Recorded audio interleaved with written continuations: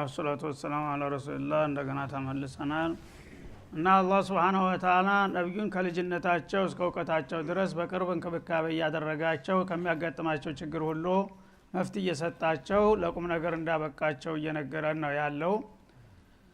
ይሄም እንግዲህ ማረጋገጫ ያደረገላቸው ነው። መጀመሪያ አንተ እዚህ ይግባማ ተባለ የነበርከውን ሰውዬ በእኔ እንክብካቤና ጥበቃ ነው ለትልቅ እድል የበቃኸው። አሁን ደግሞ በመጨረሻ የነብያት ማጠቃለያ አድርገ በመረቁና በላኩ ጊዜ ድንገት ባጋጠመህ ነገር እንደገና ጥላቶች ጌታ ጠልቶሃል አባሮሃል የሚባለው ነገር ተቀባይነት የለውም ለማለት ነው። ይሄን እንደ ማስረጃ የጠቀሰው ማለት ነው።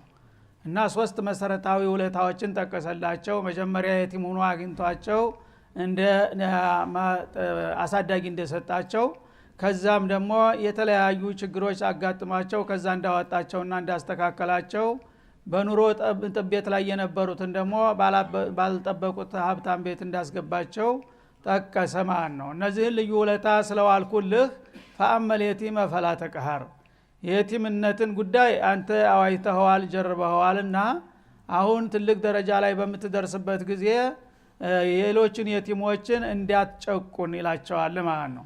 እና ህክማውን መጠቆሙ ነው። አላህ Subhanahu Wa Ta'ala እነዚህን የተለያዩ ነገሮች አደረኩልህ ከሚላቸው ግን መጀመሪያውኑ እናት አባቶቻቸው በሰላም እንዲያሳድጓቸው ለምን አላደረገም ነበር? እናት አባቶቻቸውን ፈጅቶ የቲም ሆነ እንደገና አሳዳጊ ሰጠው ከሚባል የሚል ጥያቄ ያስነሳል። ለዛ ለምን እንደዛ ያልሆነበትን ይጠቁማል በቀላሉ ማለት ነው። የቲም ሆነ ያሳድግያለሁኝና አንተ ይሄን የሆነበት ምክንያቱ አንደኛው ሚስጥር ለወደፊት አንተ ትልቅ ደረጃ ላይ በምትደርስበት ጊዜ ደካሞችን የቲሞችን እንዲያትንቅና እነሱን እንዲያትጨቁን ነው። መቼም የቲም ሆኖ ያደገ ሰው የፈለገውን ያህል ቢሟላ ደግ ሰው እንኳን ቢያሳድገው እናት አባትን የሚያህል ነገር አይገኝም። ስለዚህ አንተ የቲም ነው በሚባልበት ጊዜ ትዝ ይልሃል ያ በልጅነት የነበረው ነገር። ሌላ ነገር ባያደርጉልህ ሽታቸው ሲያቀማጥሉ ሲያጠራራቸው ጤንጣለው እናት አባት። ስለዚህ እነዚያ እናት አባትን ጸጋ ማንም ሊተካው አይችልም። አሁን አዳ ፈአመል የቲማ አንተ ይሄን ሁሉ አልፈ ለትልቅ ደረጃ በምትበቃ ጊዜ የቲም በማህበረሰቡ መካከል ይኖራል ዲሃደግ ልጅ። እነዛን የቲሞች በመታያቸው ጊዜ ርህራሄ እንዲታረግላቸው ብዬ ነው ይላል ማለት ነው። እና በመሆኑም አንዳንዱ መናጢ ሰው መጀመሪያ ችግር አይቶ ያላወቀ ከሆነ በተለይ ማንንም ያው ችግረኛ ሲያይ ምንም ደንት የለውም ተነጭራሹ እንዳው ይጠላዋል። ይሄ ገፊ እግረ ደረቅ ምናምን በሚል ቤቱ እንዲደርስ እንኳን አይፈልግም ማለት ነው። ይደግ ሰው ግን ተጅሪባ ካለው በተለይ እኛም እኮ የቲም ሆነን ያደግነው ስንት አይተናል ብሎ ያንን የቲም የሆነን ሰው እንክብካቤ ያደርግለታል ይረዳዋል ማለት ነው። ለዚህ ነው አራሱ ምክንያቱም የዓለም አባት ሊያረጋቸው ስለሆነ ችግረኞች ላይ የደረሰው ችግር ሁሉ ተጅሪባ እንዲኖራቸው ይፈልጋል ማለት ነው። በቁንጦ ላይ ያደገ ሰው ችግር ያለ አይመስለውም። ያው ሰዎች ዳቦ መግዣተው በሲራ ተሰልፈው ይባላል በኃይለ ሥላሴ ጊዜ ሀገራችን አንድ የቤተ መንግስት ልጅ ስታልፍ በመኪና ምንድነው እነዚህ የሚቆሙ ስል ዳቦ ጠፍቶ የዳቦ ሲራ ተይዞ አለ። ኬክ አይገዙም እንዴ ዛሬት ዳቦ ተተወደደ ለምን ኬክ አይገዙም አለች። እሷ ችግር የሚባለውን ነገር ስለማታውቀው ማለት ነው። ኬክ የሚገዛበት ቀርቶ ዳቦ ጠፍቷል። ስለዚህ አሁንም እንደዛ ነው። ሰው ችግር ያላወቀ ሰው ምን ቸግሮት ነው የሚለው የጠገበ ሰው ራብተኛ ያለ አይመስለውምና ማለት ነው። ወአመሳኢለ ለማኝ ደግሞ ፈላ ተቀሃር አትነጥፈው ወይም አትገላምጠው አታመናጭቀው ይላል ማለት ነው። እና አንዳንድ ጥጋበኛ ሰው እንግዲህ ራሱ የተሟላለት ከሆነ የጊዜ ቀን የተሰበረበት የተራበ የተቸገረ መንገደኛ በሚመጣ ጊዜ ባካቸው የቸገረ ይደሃርዱ ሲል ሰርተ ብላ በዩ ምናባቱ ይሄ ወደል ይላል ማለት ነው። ሱብሃንአላህ። ፈና ሰው ታልቸገረው ሰው ፊት መጥቶ እንዳድርጉልኝ ይላል። አንድ በአድርግ እንኳን ብትለው ይሻይልህም ባለጸጋ ከሆነ አንድ ደረጃ ያለው ሰው ከሆነ ናቶሎ ለምነኝ ብለህ ብትጠራው ይመጣል። እንዴት ደፈርከኝ ነው የሚለው። እኔ ታንታ ድርሼ ነው እንደለማኝ መሆኑ ነው የሚለው። ግን ችግሩ ሲያስገድደው ተመሞት መኑ መሰንበት ብሎ ነው እንግዲህ ለልመና የሚጋለጠው። ያለ ለምና የተጋለጠው ሰውዬ ችግሩ ነው ገፍትሮ ለዚህ ያበቃው ብለህ ማዛንና መራራት ሲገባ መጋልማጥ የለብህም። ብዙ ሰዎች ግን እንደዚህ ናቸው ማለት ነው። የቸገረው ሰው ቸግሮ እንትን በሚል ጊዜ እንዳታላይ ያቆጥሩትና ይሰድቡታል፣ ያመናጭቁታል። አንተ እንደዛ እንዳታደርግ አላቸው ማለት ነው። وفي اموالهم حق معلوم للسائل والمحروم እንዳለው አላህ Subhanahu Wa Ta'ala ባለጸጋዎችን ጸጋ የሚሰጣቸው በጸጋቸው ሊሞክራቸው ነው ሰሩ እንደሆነ። ድሆችን ደግሞ በድህነትም ይፈትናቸው ሶብር ያደርጉ ከሆነ ነው። ሁለቱም ፈተና ላይ ናቸው። ስለዚህ አንተ ባለጸጋ ስለሆንክ አላህ ወዶኛል፣ መርጦኛል፣ ቅዱስ ነኝ፣ ሌላው ደግሞ አላህ የረገመው መናጢ ነው ማለት የለብህም ማለት ነው። ምናልባት ያ ምስኪኑ ጎስቋላው ድርቶ የለበሰው ታንተ ይበልጥ ይሆናል አላህ ዘንዳ። አንተ ደግሞ ለጊዜው ለፈተና ብሎ ነው የሰጠህ። ያን ታላወክበት ደግሞ በዱንያም እዚሁ ልትወድቅ ትችላለህ። ያን እንዳይሆን ማመዛዘን አለብህ፣ ነግበኔ ማለት አለብህና ለማኞችን እንዲያትገላምጥ ብዬ ነው። ምክንያቱም ችግርን የለመደ ሰው ቢቸግረው እኮ ነው እኔም እንደዚህ ይቸገር ነበር በአንድ ወቅት ብሎ እንዲራራ ነው አላህ ለህክማው እንደዚህ የሚያደርገው ማለት ነው። ወአማ ቢኒዕመቲ ረቢከ ፈሐዲስ፣ ጌታ ደግሞ በቸረህ ጸጋ አወዲስ። ጌታህን Subhanahu Wa Ta'ala የሰጠህን ነገር አልহামዱሊላህ ለሁል ሐምዱ ወሽክር አንዓመ አላሁ ዐለየ ከዛ እያክ በቃልህም በተግባርህም በገንዘብህም በእውቀትህም ኸይር በመስራት ምስጋና መልስ ማለት ነው። እና ሁሉን ነገር አላህ አድርጎልህ ሲያበቃ አንተ ግን በጉልበትህ በጥረትህ እንዳገኘኸው አድርገህ መኩራራትና መኮፈስ የለብህም። እኛ ሰርተን ደክመን ወጥተን ወርደን እኮ ነው ለዚህ የበቃ ነው አትሰሩም እናንተ ቦዘኔዎች አትበል ማለት ነው። ስንት ነው ሰርቶ የማይሳካለት? ስንት ነው ደግሞ ሰነፍ ተጠፍጥፎ አላህ የሚሰጠው? ስለዚህ አንተ ተሰጠህ አደብ አድርገህ ለቸገራቸው መመጽወት፣ ቢያንስ ደግሞ መጥፎ ቃል ከመሰንዘር መቆጠብ አለብህ ይላል ማለት ነው። እና ጌታ በሰጠህ ጸጋ አንተ ምስጋና መመለስ አለብህ። ፈሐዲስ ማለት አንጸባርቀው ማለት ነው። በአንድ ወቅት ነብዩ አለይሂ ሰላቱ ወሰለም አንድ በደዊ መጣ እና የበደዊ ሰዎች ሀብታም ቢሆኑ ያው አለባበሳቸው ጎስቋላ ነው፣ ድርቶ ነው የሚጎትቱት እና ሲያዩት እንደ ሀብታም አይመስልም ማለት ነው። ኋላ እንዴት ነው ገንዘቡ አለ አሉት። አዎን ምን አለ ሲሉት ብዙ ግመሎች አሉኝ፣ ብዙ ፍየሎች፣ ብዙ በጎች አሉኝ፣ እርሻም አለኝ፣ አትክልትም አለኝ፣ ሁሉ ነገር። ታዲያ አንተ እንደዚህ ሆነ ይሄን እንደዚህ ጎስቆል ብለህ ተራ ዲሃ እኮ መስለህ ነው የመጣኸው። ለምን ኢነላህ ኢዛ አንዓመ ዐላ አብዲን አሐበ አን ዩራ ዐለይሂ አሉት። አላህ አንድ ነገር እኮ ሲያደርግለት ባሪያውን በገጽታው ላይ ጥሩ ሁኔታ ማሳየትን ይወዳል አሉ። በቃል ብቻ አይደለም አልহামዱሊላህ የሚባለው። አላህ ከሰጠህ እንደሰጠው ሰው ክብርህን ጠብቀህ አለባበስህን ማዕረግህን ጠብቀህ በመተሄድ ጊዜ ያየህ ሰው ሁሉ ይሄ ሰው ሀብታም ነው ይላል ማለት ነው። ስለዚህ አላህ ለዚህ ሰው ሰጥቶታል እያለ አላህን ታስመሰግነዋለህ። አንተም ደግሞ በቃልህ እንኳን ሰጥቶኛል ባትል ያው የኑሮ ደረጃ ቤትህ መኪና ሁሉ ነገር የተሻለ ሆኖ በሚታይበት ጊዜ አላህ አድርጎልኛል አልহামዱሊላህ እንደማለት ይቆጠራል ማለት ነው። ግን አንዳንዱ ሰው አለ ዝም ብሎ ሀብት ያለው እንደሌለው የሚሆን ቆስቋላ ሁሉ ጊዜ የተጨማደደ ኑሮ ነው የሚኖረው። ያ ከሆነ ምንድነው ወቀሳ ነው። አላህ እኮ አልሰጠኝም እኔም ደሃ ነኝ እንደማለት ይቆጠራል ማለት ነው። ስለዚህ ሰጥቶ ሲያበቃ ለምን እንዳልሰጠህ ታረጋለህ ጌታህን? ጌታ ይመሰገን ዘንዳ በአንተ ላይ የባለጸጋ ገጽታ ሊታይ እኮ ይገባል ብለው መከሩት ማለት ነው። ስለዚህ ወአማ ቢኒዕመቲ ረቢከ ፈሐዲስ የሚለው በቃል ብቻ ሳይሆን በተግባርም በይዘትም አላህ የሰጠው ሰው የባለጸጋ ገጽታ ሊታይበት ይገባል። በቃሉም እንደዛው ሊያመሰግን በተግባርም ደግሞ ለሌላቸው ሊራራና ሊያካፍል ይጠበቅበታል ማለት ነው። ሱረቱ ሸርህ ከዚህ በመቀጠል ደግሞ ሱረቱ ሸርህ የተባለችው ትቀጥላለች። ባለ 8 አንቀጽ አጭር ሱራ ናት። እሷ በሐሳቧ በቀጥታ ጎረቤቷ ሱረቱ ዱሃ ጋራ የተያያዘች ናት ማለት ነው። በመልእክት እንደ አንድ ሱራ ናቸው ሁለቱ። እና ሱረቱ ዱሃ በአጠቃላይ በነብዩ ዙሪያ ነው ያጠነጠነችው። ይህችም በቀጥታ የዛ ተጨማሪ ሐሳብ ነው የምትቀጥለው። ለምን ዓለም የጅዲከ የቲመን ፈአዋ ብሏል። ዓለም ነሽራ ለከ ሶድረክ አያይዞ ማለት ነው። ጌታ የዋለላቸውን ውለታ የተወሰኑ ነጥቦችን አስቀምጦ ነበረ። እንደገና ደግሞ ሌላ ተጨማሪ ነጥቦች ይዛ ነው የምትመጣው ይህችኛዋ ሱራ ማለት ነው። እና አላህ ነብዩን አለይሂ ሰላቱ ወሰለም ከዓለም ህብረተሰብ መካከል የወደደና የመረጠ ባረካቸው ከመሆኑ የተነሳ የዋለላቸውን ውለታ ያንጸባርቃል።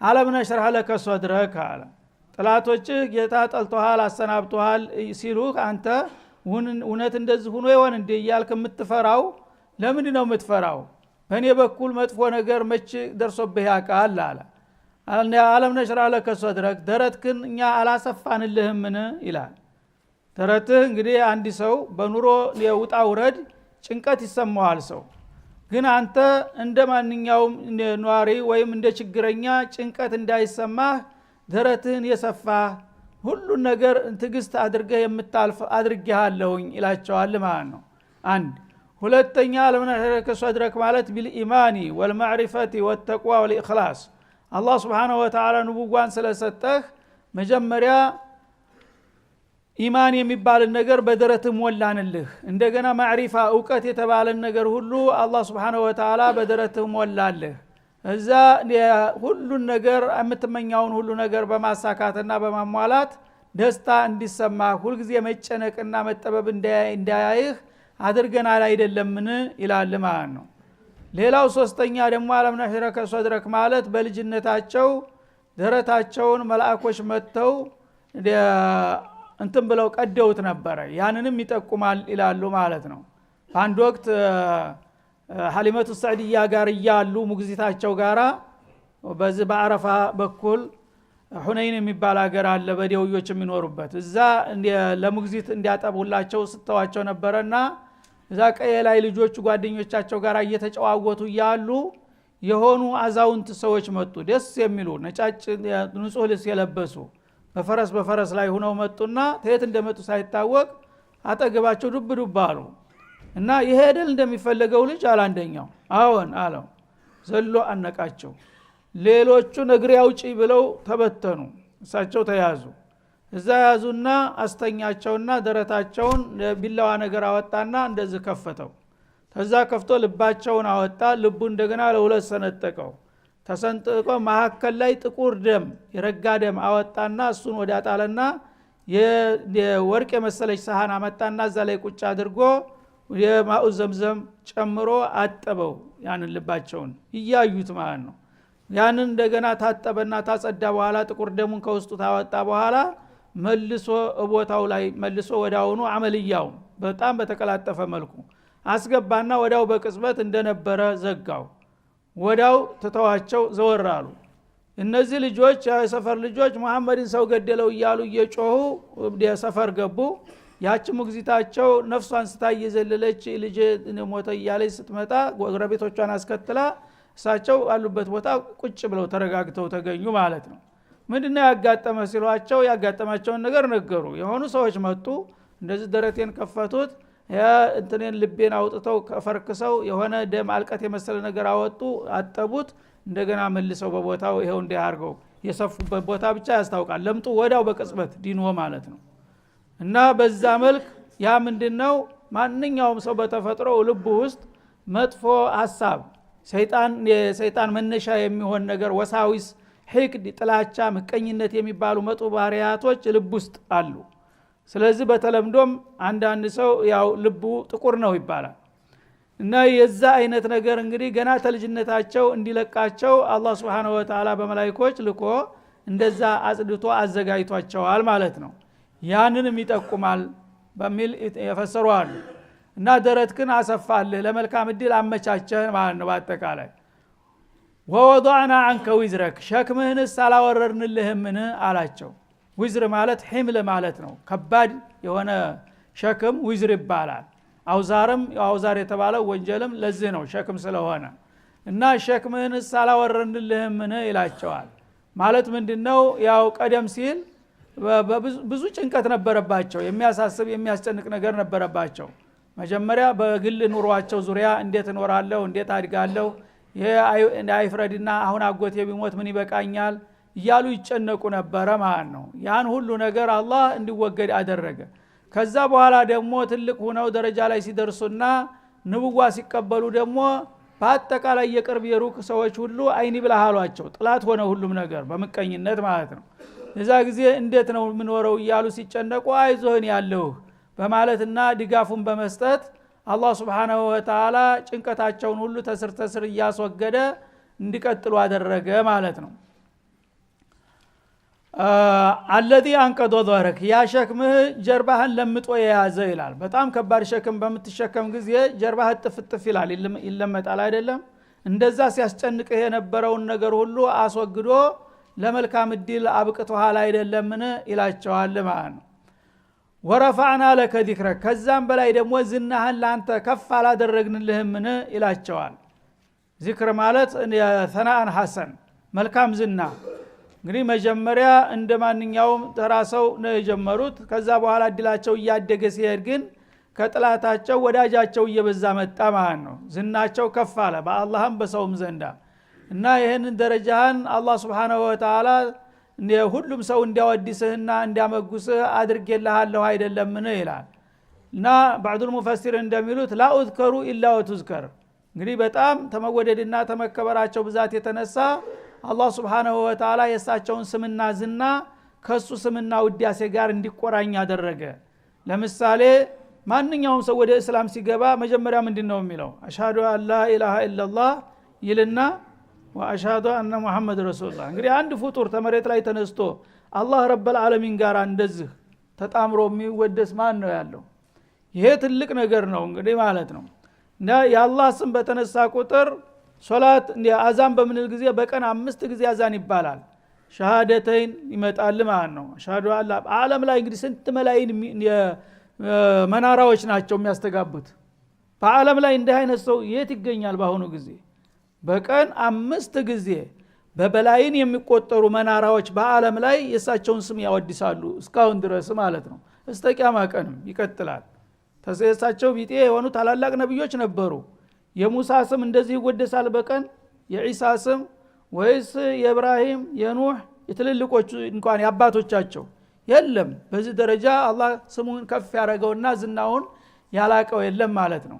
ሶላት ስትሰግድ ተሸሁድ ባደረክ ቁጥር ተሸሁድ አወልም ይሁን ተሸሁድ አልታኒም ይሁን አሽሃዱ አላ ኢላሃ ኢላላህ ወአነ ሙሐመድ ረሱሉላህ ትላለህ ማለት ነው። ሶላት ውስጥ እንግዲህ ለአላህ ነው የምትሰግደው፣ ግን የነብዩ ስም አይረሳም ሶላት ውስጥ። ተዛም አልፎ አላሁመ ሶሊ አላ ሙሐመድ ወአላ ሙሐመድ ከማ ሶለይተ በሰገድክ ቁጥር ላዚም ናት ማለት ነው። ማን ነው በዚህ ደረጃ እንግዲህ አንድ ነብይ በዚህ ደረጃ የሚወደስ ቢፈለግ አይገኝም ማለት ነው። ኹጥባ በማተረግ ጊዜ የዓለም ኹጥባ በሙሉ ኹጥባኡል ሙስሊሚን ኹጥባ በሚጀምሩ ጊዜ እሳቸውን ስም ሳያወድሱ ሶላት ሳያቀርቡ አያደርጉትም። መጨረሻም መደምደሚያም እንደዛው መልሶ ማለት ነው። ይሄ ሁሉ አላህ የሰጣቸው ክብርና ዝና ነውና የኔ ስም በተወሳና በተወደሰ ቁጥር አንተም እኔ ጋር እንድትወደስ አድርጌያለሁ አይደለም እንዴ? ከዚህ በላይ ምን ትፈልጋለህ ይላቸዋል ማለት ነው። ፈኢነማ አልዑስሪ ዩስራ ታዲያ እኔ ይሄን ሁሉ ለገብ የሆነ እንክብካቤና ድጋፍ እየሰጠው ነውና ጥላቶች ግን አልፎ አልፎ በሚሰነዝሩት መጥፎ ቃልና በሚያደርጉት ተንኮል መበሳጨት የለብህም። ይሄ ጦቢዓተል በሸር ነው፣ የዱንያ ጸባዋ ነው። የፈለገው ተላቅ ቢሆን የፈለገው ዝነኛ ቢሆን ዱንያ ላይ መቼም ቅር የሚያሰኝ ነገር ይጠፋል ብለህ እንዳትጠብቅ ይላቸዋል። ፈኢነማ አልዑስሪ ዩስራ ዱንያ ላይ በአንድ በኩል መልካም እድል ሲመጣ በሌላ በኩል ደግሞ መጥፎ መምጣት የተጠበቀና የታወቀ ጉዳይ ነውና ጭንቅ ጋራ መልካም እድልም ደግሞ ጎን ለጎን ነው ያለው። አንዳንድ የሚያስቀይም ነገር ቢያጋጥምህም ያንን የሚያስረሳ ደግሞ የሚያካክስ ነገርም ይመጣልና ዱንያ እኮ እንደዚህ ናት፣ ዝጉርጉር ናት፣ ሁሉ ጊዜ አትሳካም። ስለዚህ ፈተናም ቢደርስብህም ፈተናውን ደግሞ የሚያስረሳና የሚክስ መልካም እድልም ወዳውኑ አቆራኝቼ ሰጣለሁ ይላቸዋል ማለት ነው። ኢነማ አልዑስሪ ዩስራ ለተእኪድ አሁንም ከመጥፎ አስጨናቂ ከሆነ ነገር ጋር ሁሉ መልካም እድል አለ እና ተችግር ጋራ ምቾት ይመጣል ማለት ነው። ተጭንቅ ጋራ መገላገል ይመጣል። ተቃራኒ ነገሮች ከሌሉ ራሱ ያኛው ነገር ጎጅ መሆኑም አይታወቅም ማለት ነው። እና አንድ ሰው ድህነት ቀምሶ ሀብት በሚያገኝ ጊዜ ምን ያህል ነው ደስ የሚለው ማለት ነው። ታሞ በሚድን ጊዜ ምን ያህል ነው ደስ የሚለው። እንደገና መጥፎ ነገር ደርሶበት መጥፎ መርዶ ሰምቶ ደግሞ የሚያስደስት ዜና ሲመጣ እንዴት ነው የሚለው። እና ጣዕሙ ራሱ የሚታወቀው በተቃራኒው ውስጥ አመዛዝነው ነው ማለት ነው። ሁሉ ጊዜ አንድ ወጥ ከሆነ ዱንያ ራሷ ትርጉሙ አይታወቅም ማለት ነው። ስለዚህ አንዳንድ መጥፎ ነገር ቢደርስብህ ዑስር ነገር ዑስር ማለት በጣም አስቸጋሪ አስጨናቂ ነገር ከተፈጠረ ዩስር ደግሞ ወዳው ይመጣል። ያንን የሚሽርና የሚያስደስት መልካም እድል ደግሞ ይመጣል ማለት ነው። ይሄ ያለ ነው በአንተ በወዳጆችም በጥላቶችም አላህ ሱነቱላህ አድርጎታልና በዱንያ ላይ ሁሉ ጊዜ መቼም መጥፎ ነገር ካጋጠመ ደግሞ ያለፍ ሲሉ ማለፍ ይገኛል እንደሚባለው የተሻለም ነገር ይመጣል ስለዚህ ለምን ትበሳጫለህ ሁሉ ነገር እንደተመኙት አይሆንም መቼም ዱንያ ላይ ሁሉ ነገር እንደተመኙት የሚሆነው እዛኛው ዓለም ሲወከር ነው ማለት ነው እና መልካም መጥፎ ነገር ጋራ መልካም እድልም አለ አሁንም መልካም መጥፎ ነገር ጋራ መልካም እድል አለ ሁለት ጊዜ ደግሞ ማለት ነው ተእኪር ለማረጋገጥ እና አልዑስር የሚለው አልገብቶበታል ዩስር የሚለው ሁለቱ አልየለበትም እና በቋንቋ ይዘት በሚመዘንበት ጊዜ ሁለት ጊዜ የተደገመ አልየለለበት ቃል እንዳንድ ነው የሚቆጠረው አል የገባበት ከሆነ ደግሞ ሁለቱም ራሱን ችሎ ነው የሚቆጠረው ስለዚህ በዱንያ ላይ የፈለገውን ያህል ፈተናዎች መከራዎች ቢበዙ አላህ ደግሞ የሚጠቅሙና የሚያስደስቱን ነገሮች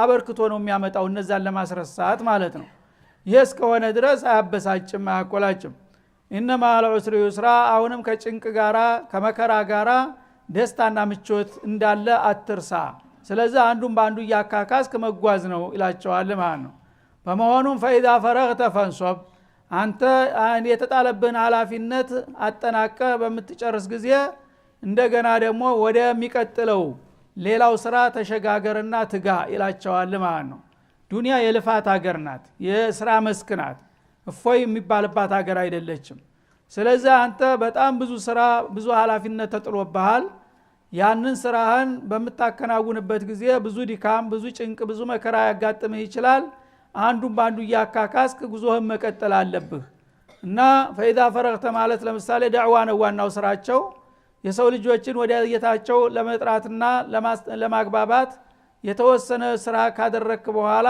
ያንተ ልኮህን እንዳጨረስክ እንደገና ደግሞ በቃ ስራዬን ጨረስኩ ብለ መተኛት የለብህም ወደ ግል ደግሞ ኃላፊነት ትመለሳለህ ፈንሶም ማለት በዒባዳ በግል ዒባዳ ላይ ተጠመድ ዳዕዋ ታረጋለህ አንድ አፍታ ዳዕዋው እንዳበቃ ደግሞ ሶላት ይመጣል ማለት ነው ከዛ ጾም አለ ከዛ መስዋዕት አለ ቢረል ዋሊደን የተለያዩ ነገሮች አሉ ካንዱ ስራ ወደ ሌላው ስራ መሸጋገር እንጂ ዱንያ እዚህ ሙእሚን በተለይ ወይም ባንተ ደረጃ ያለ ሰው ዱንያ ላይ ረፍትና ፎይታ አይጠበቅም ማለት ነው አንዱን ስራ ስታጠናቅቅ ወደ ሌላው ስራ መሸጋገር ይኖርብሃል ይሄንን በዚህ መልኩ ህይወትክን እስከመራህ ድረስ የዘላለም ደስታና እድል ላንተ ይሆናል አላቸው ማለት ነው ወይንም ፈኢዛ ፈረግተ ማለት ተግል ህይወትህ ስታገባዲድ በተቃራኒው ማለት ነው ሰው እንግዲህ ማንም ሰው ነብይም ቢሆን እንደ ሰው ቤት አለው ቤተሰብ አለው ስራ አለው እና የቤት ስራህን በመታጠናቀቅ ጊዜ ፈንሶም ማለት ወደ